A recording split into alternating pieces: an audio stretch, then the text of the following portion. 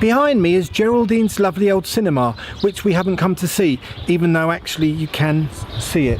Now I've come down here from Christchurch in my lovely red Ford Focus hire car, which I got to match my lovely red pack, which is not Ford, it's Porsche, you know me, man of quality.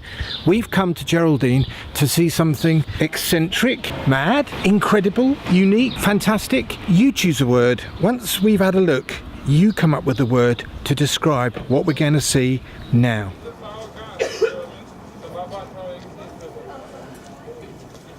Just please tell me about this incredible piece of work. Okay. My husband knitted it and I sewed it up. And he and I make most of this knitwear. The jersey is 7.5 feet tall, 5.5 feet wide, and 16.5 feet from wrist to wrist.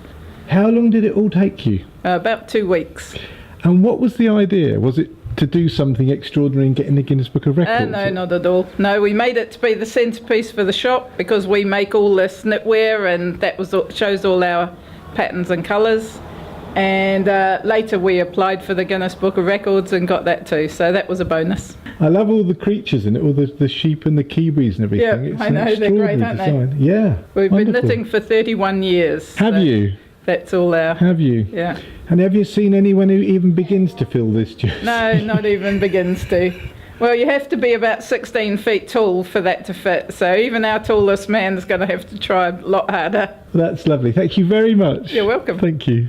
So that's what the picture's made from. 3 million of those little tiny pieces. They're from a patterning disc used on a knitting machine. It's called a 9RJ36, comes from Leicester, England. And the company I used to work for back in the 1970s, they were throwing away about 100,000 discs a year. So quite a wasteful process, but I'm afraid fashion only lasts one season, so out they all go. So I collect them all up, break all the little teeth off, stick them all down. So there's the tool for breaking the teeth. Snap, snap, snap, snap, snap, one at a time, and 3 million later, stuff them all down. That little piece there has 7,000 pieces on it. 7,000? And it's on masking tape. So sticky paper, that's how it's all put together. There's probably about 500 kilograms up on the wall here, all held together with sticky paper. What prompted this enormous I was just project? doodling with the bits of metal on the table at work one day. I started making little pictures out of the pieces, and over time my pictures got a little bit bigger.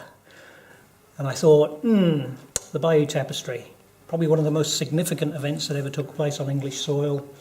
I did a few short scenes of it to start with, and then I thought, stop messing about doing little bits of it, just get on and do the whole thing. So I set about doing the whole thing. It's 20 years from start to finish? Or 33. 33 years? Yeah, 20 was the initial part, the first piece, the original Bayeux Tapestry, that was 20. But then we added a piece to the end. Starts here. You see they've lost a quarter of the picture. So that's where the original finishes. And we have added 27 feet to the end of the picture. So my daughter did the artwork. Rachel has a master's in design. She's pretty talented when it comes to the artwork. So she spent 5 years helping me create the missing piece. And it did get the big thumbs up from the head of art history at Cambridge University.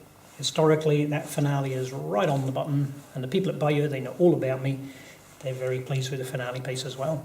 The website, of course, is just a cut-down version of the DVD. Yeah. So you can click on everything in the picture. And as you click on it, it'll tell you about it. If you want to know about the dog, you click on it. If you want to know more about dogs, there's another 5 volumes on dogs, so over 1,000 pages on dogs, over 170 pages on falconry. And I've named all the men as well, so when you click on them, you've got the history of all the men that took part in the battle. Golly. And I went through a lot of books researching it all, and there they all are. And if you want to read them, you click on them. 72 entire books on the disc dealing with this period. Now there's an interesting one. The oldest English medical book. Oh, really? It is 1,000 years old. You'll find a cure for everything in that book. There is even a cure for the common cold. So the Magic Cube. It has 512 numbers. Every number from 1 to 512 is in there. No number missing, no number repeated. I've rearranged all the numbers so that every line, file, column and diagonal adds up to 2052. Have a really close look. Okay, let's start clicking on a few numbers and we'll see if it really does add up to 2052. That line there, 2052. Going up through it, 2052. Let's go diagonally through it, 2052. Let's go corner to corner, right through the centre, 2052. Okay, let's start moving it around. We'll take 3 plates off the bottom and put them up on top. I'll take 2 off the side. I have now moved every single diagonal in the entire cube, and yet the cube still adds up to 2000, whoops, I missed, 2052 in every direction. Now, how long did this take you Oh, I spent 2 years building the cube. It was a little challenge my wife threw at me when I was 25. I was working on magic squares at the time and she said it was too easy, I should do something challenging. Are you a mathematical genius? No, I just like playing with numbers. There's a few other places we've got lined up for exhibitions as well. My daughter's got a meeting today with English Heritage